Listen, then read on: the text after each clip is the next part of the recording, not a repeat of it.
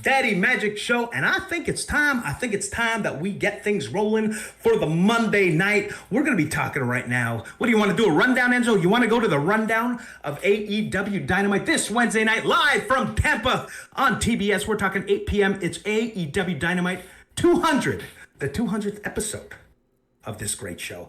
God bless you, Tony Khan. Thank you for giving us this show. Thank you for giving me a job. And we are going to be celebrating all things Dynamite tonight. Let's run down the card, Enzo. It's going to be a big one. It's going to be a big one in Tampa. Twipset 95 said, that's what stopped Enzo from growing. No, that was done. Poor genetics is what stopped him from growing. yeah. Italian Southern genetics is what stopped me from growing. Here we go. First on the docket, Tony Storm. Hikaru Take Sheena. a look. Who do you got? Sheena, Tony Storm, man. This is a big one, man. Ladies title on the line. This is big stuff. People, they want to see more of the women is what they're saying. You know what I mean? They want to see more of the women, and the women are going to have their opportunity to prove it right here. Wednesday night, I'm going with Tony Storm. God bless Sheena. I love her. I think she's fantastic. Called a lot of her matches on Dark Elevation. She's a former champion. She's honestly one of the greatest performers I've ever seen. But it's Tony Storm. She's going to have her goons with her. I would imagine they're going to factor into this match. They got the Tony spray Storm retains paint. the title. They got the green spray paint in the eyes. That green spray paint. That's something. You got to watch out, Sheena. Maybe she has a pair of glasses. Who knows? Like old Horace Grant. You remember him, Enzo? He wore the goggles in the NBA for Chicago Bulls, Orlando Magic. Absolutely. No? I remember he had the white ones. Of course. NBA Jam. He used to have them on too. Yeah, that's right. That's right. So maybe, look, if Sheena was smart, she'd come up with a pair of those. Not a bad idea. All right. So you have Tony. I'll go with Tony also. Can't deny it. This is a terrible debate show for both agreeing here. Yeah, terrible debate it's show. not always like that. Sometimes we disagree and then we forget about the fact that our picks. That's right. We're reversing picks all the time when we're going over the winners. There we go. They're back from their vacation. The elite against this fucking guy. Look at it. Look how great he looks. Holy smokes. Look Jeff how great Jarrett. he looks. I saw today on Twitter, Jeff Jarrett was doing some press over in England for the big upcoming Wembley show. Yeah. He's going to be a little jet lag, Jeff Jarrett. You know what I mean? He's going to be a little jet lag. How has the elite recovered from the big win in Blood and Guts 2 weeks ago? You know what I'm saying? And Satnam Singh, this guy's a real wild card after being in there with him in a battle royal. Yeah, Get away from me, Satnam Singh. Do not touch me. And I'm pretty sure that's how the elite's going to feel this coming Wednesday night. But yeah, the elite's going to take this one, right? Come on. I have to agree with you. The elite are going to be taking this one. You got Jarrett Lethal and Satnam Singh. Johnny saw Satnam Singh in an elevator. Woo! You had him in a battle royal. Johnny had him in an elevator. Same thing. That's right. Woo! What a night, man. Dynamite 200. You're watching the Daddy Magic Show. Look at we this. are running down the card for this collider. Wednesday night. Give it to me. Holy smokes. What am I looking at? Look at that handsome man right there. And of course, I'm talking about Jerry Lynn. All right. Coach Jerry. I don't know what's going on here. A face-to-face confrontation of some sort. Yeah. With FTW champion Jungle Boy? Jack Perry? Do we still call him Jungle Boy? I don't know. Jungle Jack. Love Jack Perry. Look, another good-looking guy. Going to be going face-to-face. I don't know what the deal is here. Why is he calling out ECW? He doesn't like ECW. He didn't grow up with it. Leave it alone, Jack, you bastard. I think he's saying he's like the first ever true FTW champion. Like the rest were all like chosen by Taz, or Taz was the original, and the rest were like Starks, Cage, Hook, all in Team Taz. So he's saying I'm the first ever. You know what? What about Sabu? I guess Sabu was kind of like he was part of Team Taz in his own. Well, yeah, that's another guy. Actually, we should have put that on the list. I forgot about that. That was a big one. Yeah, you're right. Yeah, but if you could look that up, maybe a little part extra. Of your top five. I don't know what to tell you. It wasn't part of your top five. I got the top five loaded up for the people that are waiting for the top five. It's coming, and that wasn't one of them. There was one that you told me that I couldn't find the video, so it's over.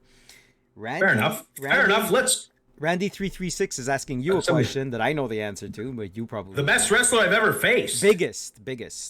The biggest wrestler I've ever faced. And it's got to be Sting, right? No, it's almost. No.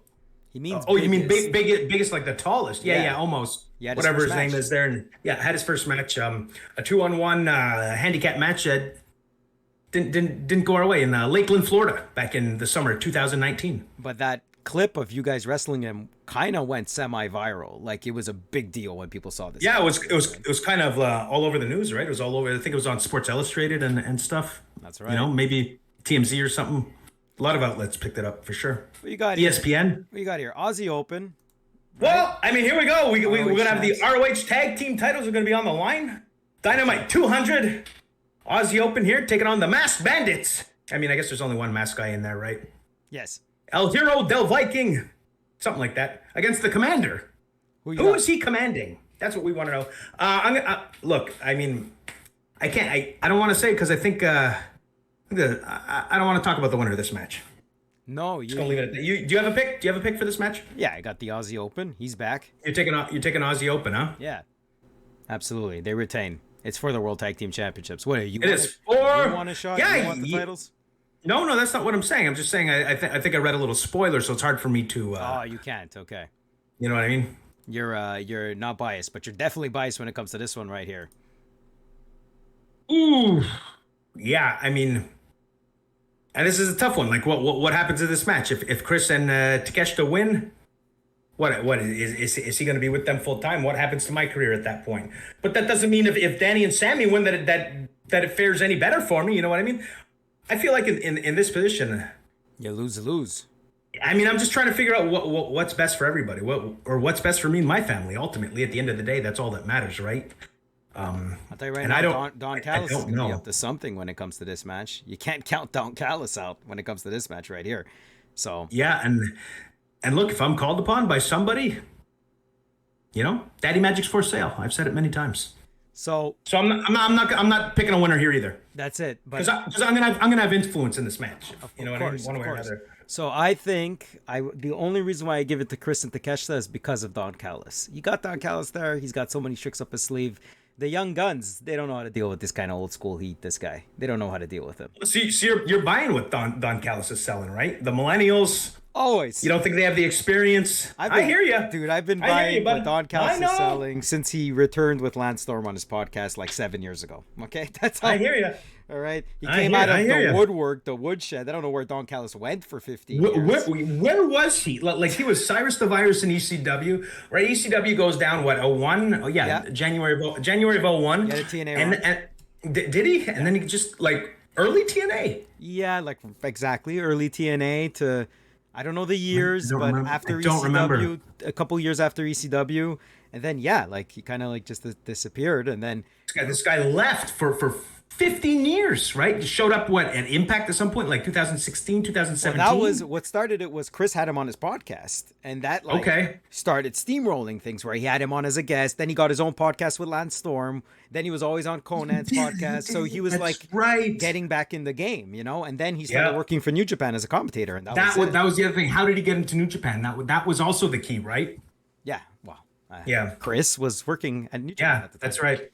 So, but wasn't Callis there first? Because Callis takes Callis, right? He takes credit for brokering that deal to make Omega and Jericho at the Tokyo Dome happen. Absolutely, Callis takes credit for a lot of stuff, though. So. He does. Well, okay, thank you. Okay.